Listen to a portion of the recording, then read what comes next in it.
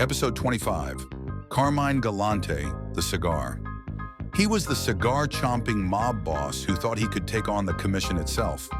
From the streets of Brooklyn to the bloody tables of the Pizza Connection, Galante carved his way to the top with fear and violence. But in the mafia, arrogance comes with a price. Before we begin, hit that subscribe button, soldiers. Every new subscriber is welcomed into the family, and more true mafia stories are coming your way. Now, let's get into the rise and fall of Carmine Galante the Cigar.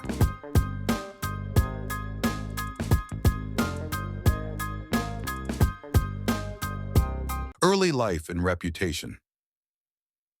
Carmine Galante was born in East Harlem, 1910, the son of Sicilian immigrants. From the start, he was trouble. By the age of 10, he was already in reform school, and by his teenage years, he was feared on the streets for carrying guns and picking fights with anyone who crossed him. The mafia noticed. Galante's brutality made him stand out. He wasn't a smooth talker or a quiet schemer. He was muscle, a natural-born enforcer who had no fear of prison and no hesitation to pull the trigger. In the 1930s, Galante became a trusted gunman for the Luciano crime family. Some believe he even played a role in high-profile hits, including the murder of Dutch Schultz. Whether true or not, his reputation grew. Galante was the kind of man who would kill in broad daylight, then light a cigar as if nothing had happened. This reputation as a fearless killer would follow him for the rest of his life, and it was exactly what pushed him deeper into the world of the Bonanno crime family. Rise with the Bonannos and the heroin pipeline. By the 1950s, Carmine Galante was no longer just a gunman.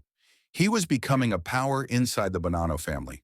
His reputation as a ruthless enforcer earned him the trust of boss Joe Bonanno himself, and Galante was sent to Canada to oversee a growing empire of narcotics. This was the beginning of what would later be called the Pizza Connection. Galante and his allies set up heroin pipelines, stretching from Sicily to Montreal and straight into New York. Pizzerias across the city became fronts, moving millions of dollars worth of drugs under the noses of law enforcement. Galante thrived on fear.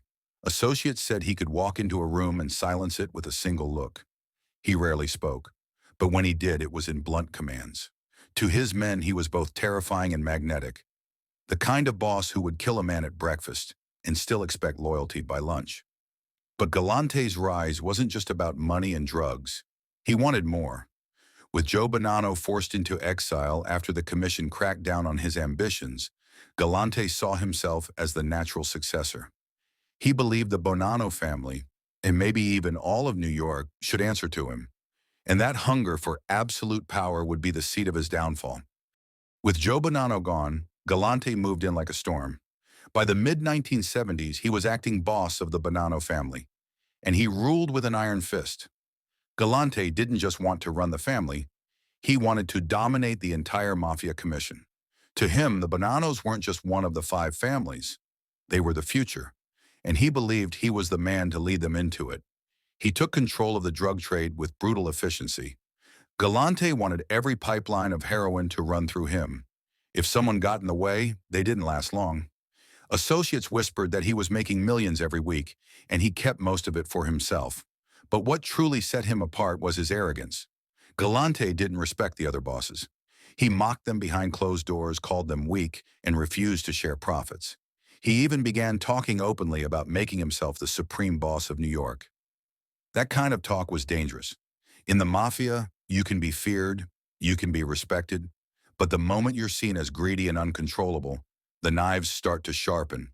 And for Carmine Galante, those knives were already being prepared. Enemies unite against Galante. By the late 1970s, Galante had become the most feared mob boss in New York, but also the most hated. His grip on the heroin trade left little for anyone else, and his refusal to share profits with the commission was seen as outright betrayal. The Gambinos, the Genoveses, even factions within his own Bonanno family, all wanted him gone. To them, Galante wasn't just greedy, he was reckless, a man whose ego threatened to bring heat on everyone. Behind closed doors, secret meetings were held. Quiet votes were taken. The commission made its decision. Carmine Galante had to go. Even some of his own soldiers were willing to turn. Galante believed his reputation for violence made him untouchable. He thought no one would dare move against him. But the truth was, the mob had already signed his death warrant, and soon the streets of Brooklyn would become the stage for his bloody final act. The hit at Joe and Mary's restaurant.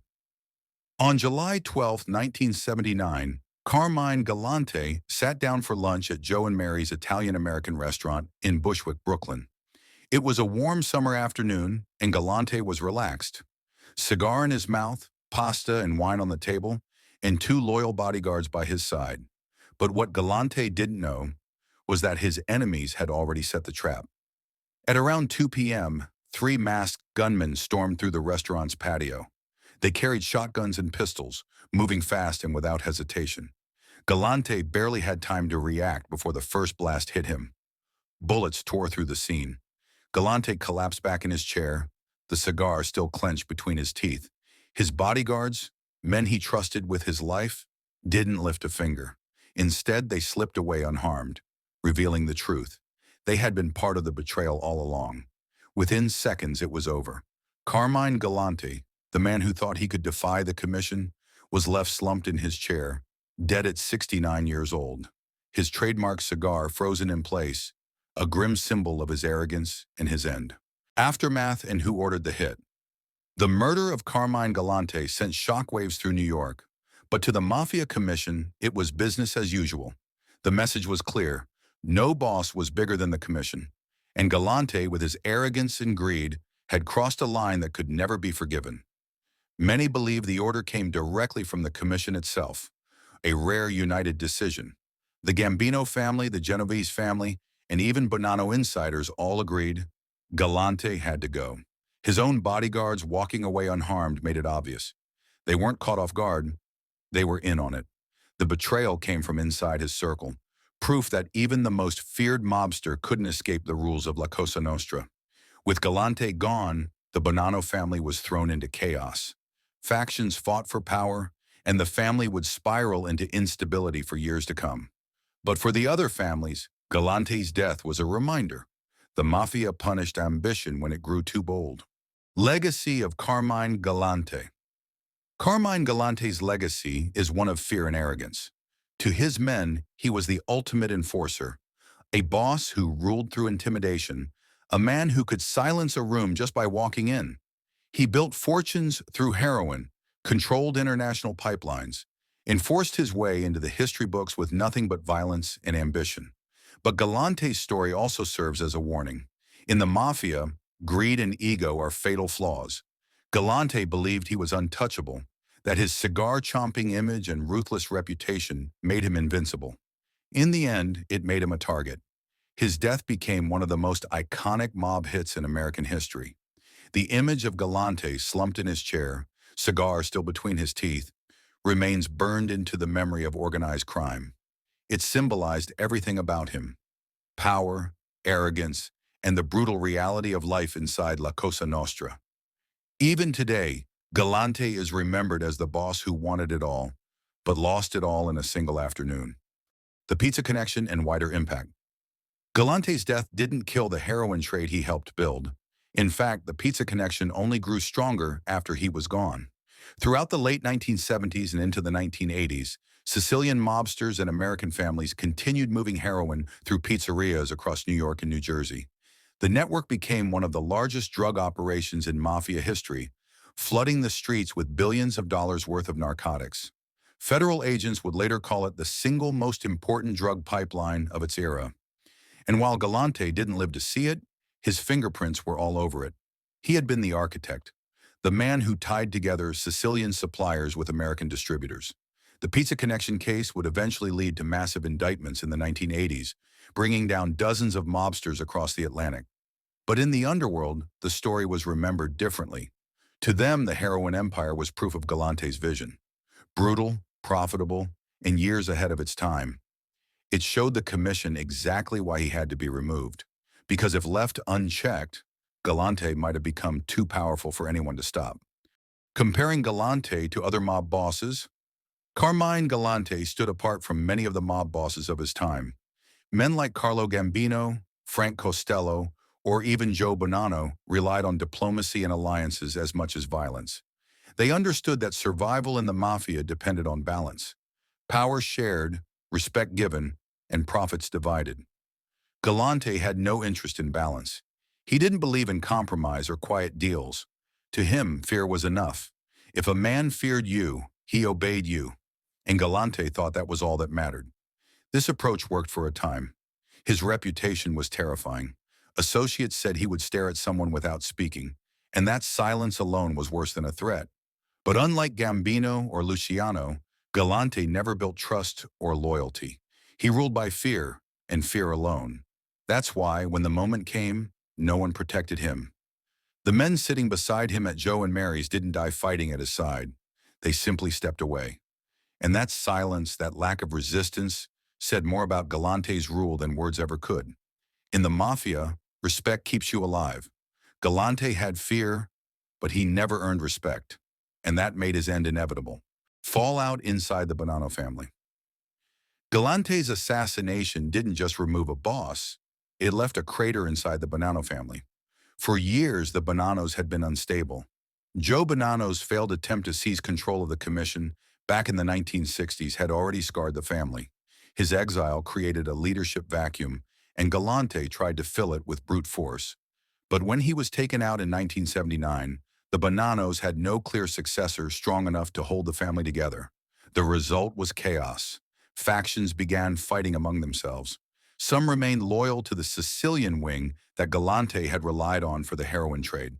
Others turned toward rival capos who had the backing of the commission. Violence spilled into the streets as different crews tried to carve up what Galante left behind. Law enforcement saw the cracks. With the Bonannos tearing themselves apart, the FBI and NYPD moved in harder than ever. The Pizza Connection trials, the commission case, and a wave of indictments hit in the years that followed. The Bonannos, once a powerful five family, started to look weak, even vulnerable. Inside the mafia, that was a death sentence. Respect kept families safe, and the Bonannos were losing it fast. Associates stopped trusting them. Other families cut them out of deals. By the early 1980s, the Bonannos had slipped so far that the commission actually stripped them of their seat at the table, a humiliation no other family had ever suffered. And it all traced back to Galante. His greed, his arrogance, his refusal to share power. It left his family in ruins. To the underworld, Carmine Galante wasn't just a man who died with a cigar in his mouth. He was the man who nearly destroyed the Bonannos from within. Law enforcement and media reaction. Carmine Galante's assassination was front-page news across New York. The image of him slumped in his chair, lifeless, with the cigar still in his mouth, became one of the most iconic photographs in the history of organized crime. It wasn't just a mafia hit, it was a message. For law enforcement, Galante's death confirmed what many agents had suspected for years. The Mafia Commission was real, and it was powerful enough to remove anyone who stepped out of line. To the FBI, it was proof that the so-called Board of Directors of Organized Crime in America wasn't just a rumor. It was a functioning government within a government. The press ran wild with the story. Headlines painted Galante as the cigar-chomping boss who believed he was untouchable, only to be betrayed in broad daylight. For everyday New Yorkers, the image symbolized the brutality of the mob. Glamorous to some, terrifying to others, but undeniably real. Behind the scenes, federal agents saw an opportunity. Galante had been under investigation for years, especially because of the heroin trade. His death didn't close the book. It opened more chapters.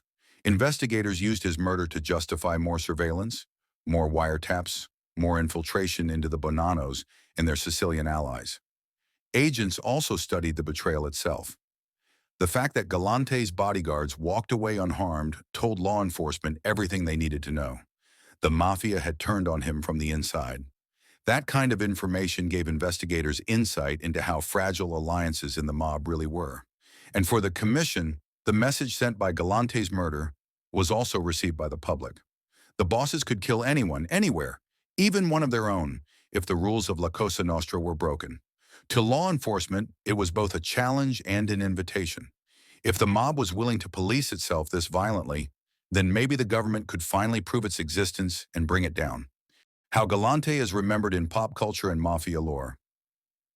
Decades after his death, Carmine Galante's name still carries weight. In the underworld, he is remembered as one of the most feared mobsters of his generation. A man who could strike terror without raising his voice. A boss who truly believed violence could buy him the crown. The photograph of his lifeless body, cigar still between his teeth, became more than just a crime scene image. It became a symbol of mafia arrogance and the price it demands. That single image has been printed in books, shown in documentaries, and studied by criminologists as a perfect example of how the mob enforces its rules. In pop culture, Galante has been referenced in films, TV shows, and countless mafia histories. Whenever the subject of ruthless bosses comes up, his name is mentioned alongside men like Albert Anastasia, Lucky Luciano, and John Gotti. But unlike those men, Galante's story is remembered less for power maintained and more for power lost. Historians often describe him as the last of a certain breed, the pure enforcer who tried to leap into leadership without learning the delicate balance of politics. He wasn't a diplomat like Gambino, nor a visionary like Luciano. He was a killer who believed fear alone could make him king. Even among mobsters, his story is retold with a sense of caution. For younger guys coming up in the life, Galante's rise and fall became a warning. No matter how strong you think you are, no matter how many men you kill, you can't outmuscle the entire commission. And so, his legend lives on. Not as the Don who ruled forever, but as the boss who thought he could. Carmine Galante, the cigar, immortalized not by his empire, but by the way he lost it. The Sicilian connection and international side of Galante's power. Carmine Galante's power didn't just come from the streets of Brooklyn. His true strength was in the deep ties he built with Sicily. Unlike many of the American-born bosses who preferred to keep their business local, Galante understood that the real money flowed across the Atlantic. In the 1950s and 1960s, Galante worked closely with the Sicilian mafia, the so-called Zips. They were immigrants from towns like Castellamare del Golfo, the same place Joe Bonanno's family came from, and they controlled heroin shipments at the source. Galante brought them into New York, gave them protection, and used them to expand the Bonanno family's grip on the drug trade. This alliance created a transatlantic empire. Heroin was processed in Sicily, shipped into Montreal, and then funneled through New York pizzerias to the streets of America. The profits were staggering. Billions of dollars passed through these channels, making it one of the most lucrative criminal enterprises in history. But Galante's reliance on the Sicilians was a double-edged sword. While they respected his brutality, many of the American bosses resented the way he elevated the Zips and gave them power in New York. To the commission, it looked like Galante was building his own private army of Sicilians, men loyal to him and only him. That made him even more dangerous. Galante wasn't just a boss of one family. With the Zips, he had the potential to control both sides of the ocean. And for the other families, that was unacceptable. In the end, it was this international reach that sealed his fate. The commission feared not only his greed, but his connections. If left unchecked, Galante could have reshaped the American mafia into something bigger, something more centralized, with himself at the top. So when the decision came to remove him, it wasn't just about his arrogance in New York. It was about stopping a man who threatened to change the balance of power across the entire mafia world. Galante's personality and fear factor. Every mob boss had his own style. Carlo Gambino ruled with quiet diplomacy. Vito Genovese used alliances and old world tradition. John Gotti later became a celebrity don, craving the spotlight. But Carmine Galante, he ruled by one thing only: fear. Those who knew him described him as cold, intimidating, and unpredictable. Galante rarely wasted words. He was the kind of man who could sit in silence, puffing on his cigar, and make everyone at the table nervous without saying a single thing. That silence was intentional. It was part of the terror he used to control people. Associates said that when Galante looked at you, you could feel he was measuring whether you lived or died. He had no hesitation about violence. If someone crossed him, they disappeared. If someone owed him money, they might end up in the trunk of a car.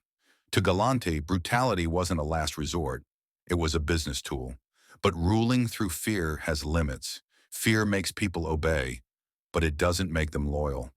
Galante inspired terror, but he didn't inspire respect or devotion. His men followed him out of survival, not admiration. This difference is what set him apart from bosses like Luciano or Gambino, who built networks of allies and earned loyalty through favors and compromise. Galante never cared about building allies. He only wanted subjects. And in the mafia, that's a fatal mistake. Because when you rule through fear alone, the moment people sense weakness, they don't defend you. They don't fight for you. They step aside and let the wolves close in. That's exactly what happened at Joe and Mary's restaurant. Galante's bodyguards, the men who should have been his shield, simply walked away when the gunmen arrived. They didn't flinch, they didn't fight, they didn't even take a bullet for him. In that moment, the myth of Galante's fear collapsed. His reign of terror ended not with loyalty, but with silence. A silence louder than any gunshot. The commission's calculation. Why Galante had to go. For the Mafia Commission, killing a boss was never a small decision. Removing one of their own risked drawing heat from the police, sparking wars and destabilizing business. But with Carmine Galante, the calculation was different. By the late 1970s, Galante had crossed every invisible line the Mafia lived by. He monopolized the heroin trade, cutting out other families. He insulted fellow bosses behind their backs, calling them weak. He elevated the Sicilian Zips above traditional American crews, giving outsiders more power than insiders. And worst of all, he ignored the golden rule of La Cosa Nostra, respect for the commission. To men like Paul Castellano, Philip Rastelli, and the Genovese leadership, Galante wasn't just greedy, he was dangerous to the entire system. If he continued unchecked, he could destabilize the delicate balance the Mafia had built for decades. So the commission made its choice. Quiet discussions were held in back rooms and smoky basements. There was no public vote, no grand announcement, just nods of agreement among the bosses who mattered. Galante's name was written off and his fate sealed. Even within the Bonanno family, not everyone opposed the decision. Some capos believed that Galante's hunger for power would eventually destroy them all. To those men, cooperating with the commission wasn't betrayal, it was survival. This was how the Mafia functioned at its highest level. It wasn't about one man's ambition or one family's greed. It was about balance. The commission existed to keep order, and when a boss threatened that order, the bosses acted together like executioners. For Galante, the calculation was cold and final. He had made too much noise, taken too much money, and demanded too much power. And in the Mafia, there's only one punishment for breaking the code that holds everything together: death. Carmine Galante believed he was untouchable. He ruled with violence, greed, and a cigar clenched between his teeth. But in the end, he became the perfect example of what happens when arrogance collides with the rules of La Cosa Nostra. His death at Joe and Mary's wasn't just a mob hit, it was a reminder. No boss is bigger than the commission. No man, no matter how feared, can rise above the life without paying the price. This was episode 25 of Mob Truth, the story of Carmine Galante, the cigar. If you're new here, subscribe now. Soldiers are always welcome in this family. To all the new subscribers, welcome aboard. You're part of the Mob Truth crew now.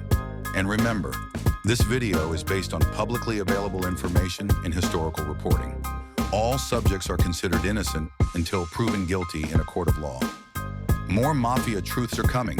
Stay tuned.